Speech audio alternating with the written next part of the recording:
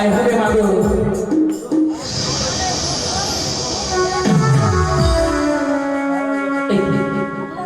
আজ প্রবেশ করার সঙ্গে শুনে যেন আজ বাসর খানা আলোকিত হয়ে উঠল। মনে হয় এই বাসর খানা স্বয়ং বিশ্বকর্মাদের ছিটে এসে মনে হয় নির্মাণ করে গেছে। এটি দেখতে পাচ্ছি বিছানার দক্ষিণ পাশে রয়েছে একটা ধূপবাতি, আর যেমন সুন্দর কন্যা অনুরূপ তার প্রতি ত্রিভুবন মহাদায়ী লক্ষ্মীগণের রূপে, আর এমন সুন্দর দেহ আমি দক্ষিণবতী রূপে লক্ষ্মীগণের বামে ভূমি করেছে স্বয়ং জগৎ যিনি আরো ভুবন ইহার লাগলা পদ্মা যদি কাটে মরে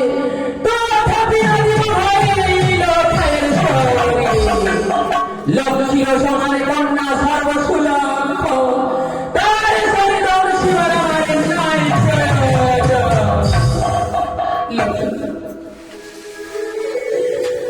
আজ মায়ের আজ্ঞা মতো আমি এসেছি লক্ষ্মীন্দরী তোমাকে দংশন করতে।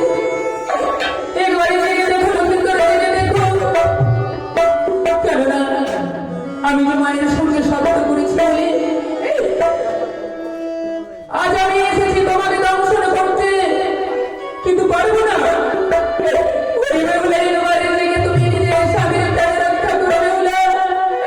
আমি পারি না তোমাকে এই লোভে এসে বিধবা করেছে। ওই আমি কেন সত্য করেছিলাম কেন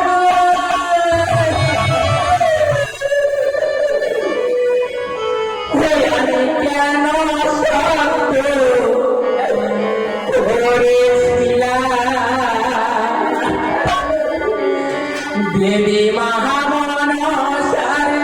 সঙ্গে রে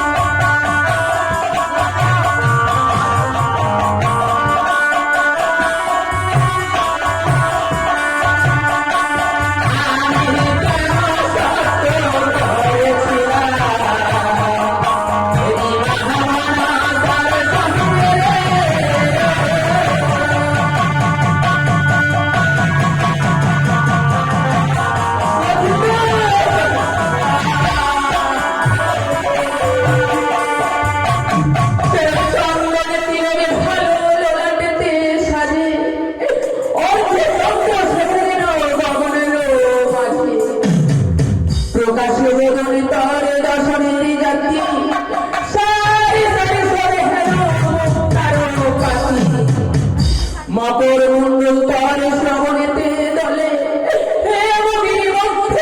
দিবা কর জলে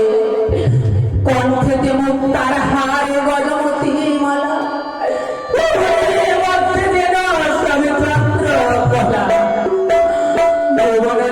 দেখি বেহুলা রূপে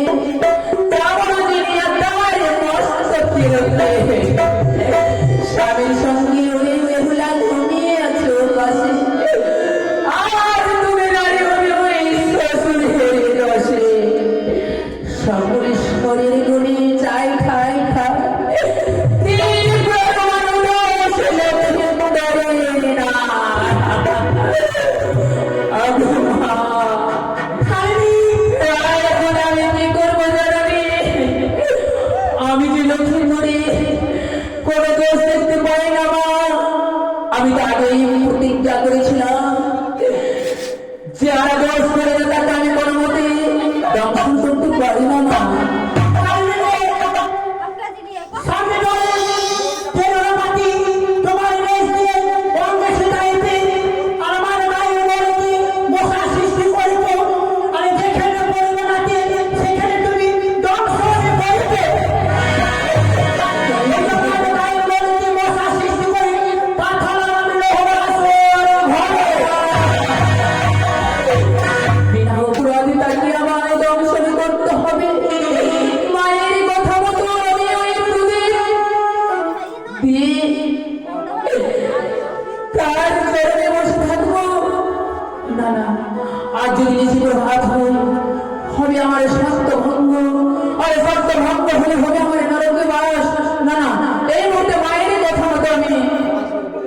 তার চরণ করে বসবো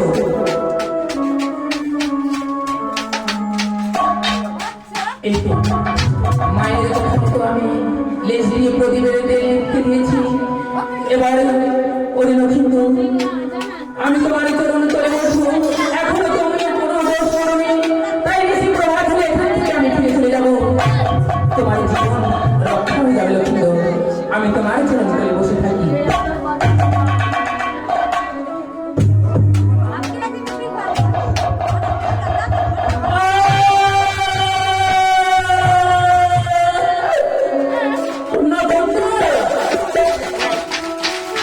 আমি ভেবেছিলাম আজ তোমার চরণ করে বসে আমি শুনেছি এখানে কাটিয়ে দেবো কিন্তু বিনা দোষে তুমি আমাকে আঘাত করেছো না তবু পরিণামে কিন্তু আমি তোমাকে নমস্কার করে দিচ্ছি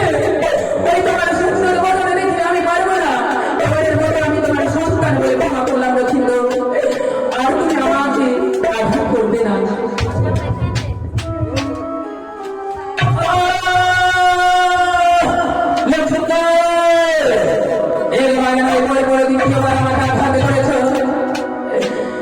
আমি চাই না তোমাকে এই পৃথিবীর মুখ থেকে সরিয়ে দিতে চাই না এই নজর বয়সের বেহুলা তুমি ঘোরা করিতে তাই তো এই মুহূর্তে বেহুলা বনের রূপ দেখে আমি তাকেও সন্তান বলে আমার মতো ক্ষমা করলাম না কিন্তু এরপরে তুমি